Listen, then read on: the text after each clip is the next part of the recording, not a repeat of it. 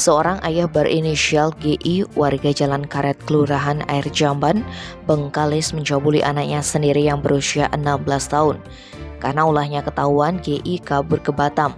Namun pelaku berhasil dibekuk setelah dilaporkan istri dan keluarganya. Berdasarkan informasi dari pihak kepolisian Polsek Mandau, pencabulan dilakukan saat keadaan rumah sepi.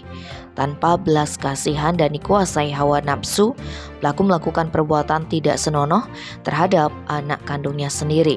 Setelah melakukan aksi bejatnya, pelaku pergi meninggalkan rumah untuk menyelamatkan amukan massa.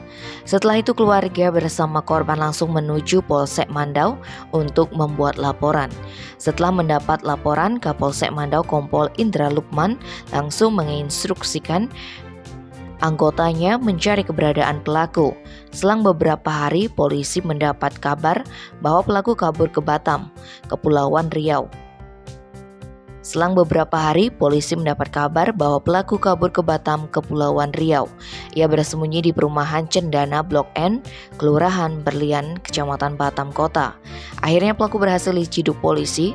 Kapolres Bengkalis AKBP Indra Wijatmoko melalui Kompol Indra Lukman membenarkan kejadian tersebut.